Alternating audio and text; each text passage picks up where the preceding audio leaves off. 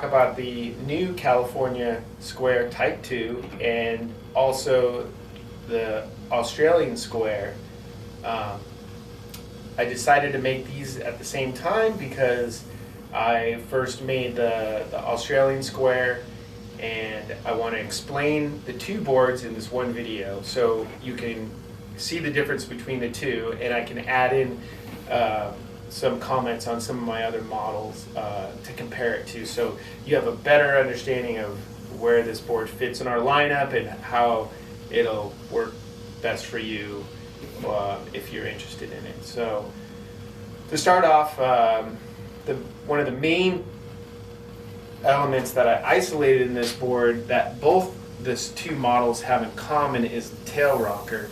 The nose rocker is different. So this being the Australian square tail, it has more nose rockers. So the idea of what I learned over the last couple years is that the evolution of California boards and the evolution of Australian boards, being they're two different continents with a history going back all the way to the 60s, I wanted to really focus on the difference in the two boards, but then I wanted to take the Australian elements and kind of make them more California friendly, but keep them Australian. So the main elements in this model, I think, that are influenced from Australian boards is a little bit more nose rocker. So the reason why I think the boards evolved all the way from the 60s with more nose rockers, because they have a lot steeper waves. They got Noosa as a very powerful, heavy point break. So I think the nose rocker is really important there. If you don't have nose rocker, you're purling, you're stuck, you're always caught in that wave. It's like sometimes it just sucks out almost dry, like it's radical wave. So I really like this board.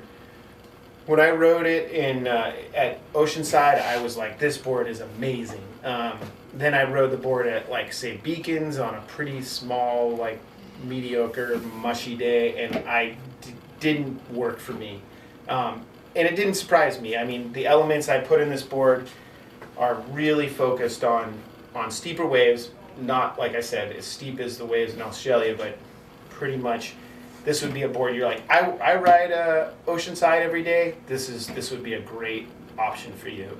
I would definitely say demo this board out there and see what you think. But yeah, so the elements of this board, it's got more nose rocker, it's got a blunter nose, not too wide, pretty narrow in the nose. That's another element of the Australian boards, is like, they call them involvement boards, where they're kind of piggy with the wide point back. So this one's definitely got the widest point back here, probably 6 inches back.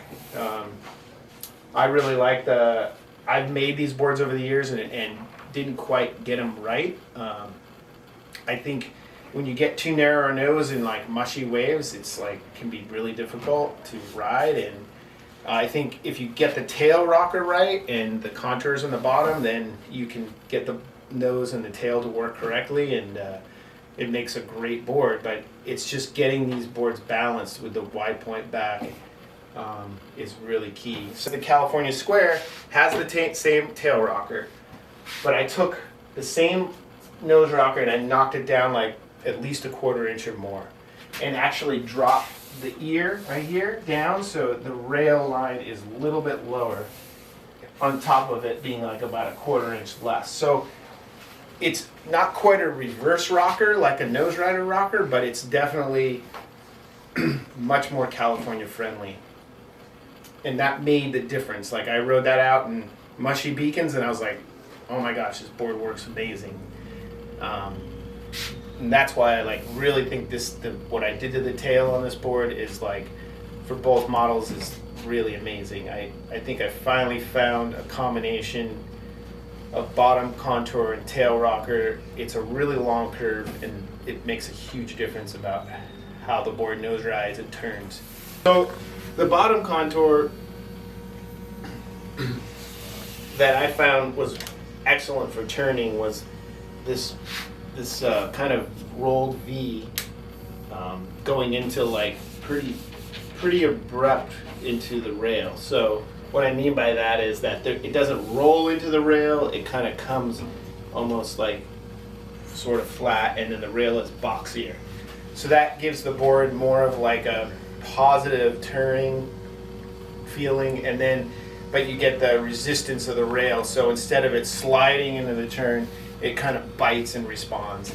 I found that was another attribute that I saw in some of the boards from Australia. And then in the California Square, it's got the V about the same in the first 6 inches on each side of the stringer, but then this rolls quite a bit more up into the rail, like probably at least a 1/4 inch more, like quite a bit. And that's what that does, is it just slows it in downs and smooths everything out, and it helps with the nose riding in the slower waves, which you need for California. So as we're going up, you just get into fairly flat in here with some roll going like pretty abrupt in here. So the rail is 50-50, but it maintains its flatness fairly far out. So the rail is a little fuller, whereas the California Square is definitely a little more knifey and pinched. When I say knifey, I don't mean like a full like 50-50 knife rail. I mean it just comes more almost like sort of similar rail you would feel maybe on the Continental or something, just more foiled out. And then as we get up to the nose, this concave is only about 8 inches wide, and then it goes into the roll, into the rail. So what I found, a concave that's really narrow, what it does is it just pushes the water into the narrower concave and helps board lift. So what that does is I think it helps offset the nose rocker. So as the board's nose riding, it wants to push like out of the wave, but if you have a powerful enough wave with that lift that you're getting from the narrow concave, that's pushing the board up, so you just get a lot of lift. It's a really nice feeling with the combination of the tail rocker. I felt like this board balances out really nice, as well as the California Square does the same. The difference is that the concave is a lot deeper and it goes back to like the middle. So it's like wider and it goes further back. So this one stops about like here, and the other one goes back about 10 inches more. So huge difference, but for California, you kind of need a concave. It helps slow the board down in the mushy waves, and then it allows the tail to engage. So between the concave, the flatter rocker in the California Square, and then the more roll in the tail with the same tail rocker, it just works amazing in like mediocre, mushy California everyday waves. Obviously the model's name, I wanted to make a board that's taken me a decade to get here. I've made this board for at least 10 years, the first California Square, and I've always envisioned this board to be a certain way and work in all different kinds of conditions, like beach breaks, point breaks, reef breaks, and I just made so many different prototypes and never really got exactly what I wanted. So now I feel like I have. The other attribute of this board, that they both have the same dimensions. So this is a 9.6, so 9.6 is 23 and 3.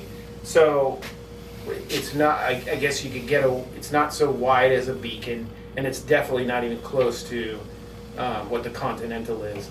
At 9.6, a Continental is 23 and a half. So this is getting into the dimensions of like our elevator model, which was a very popular model. Our pintail lightweight Type 2 model is the same widths. So you could look at any of those dimensions, and basically the thicknesses vary a little bit. But yeah, everything else is pretty much the same. So I'm really happy with the way these boards came out. I've been working on them for a long time, and riding a lot of different prototypes and stuff, and getting a lot of feedback from riders, and but a lot of it was influence over the last 30 years of my own surfing and where I wanted to take it. and also where I wanted to take this board. And so in the process of this, I came out with 2 models, which I'm really happy with. Thank you.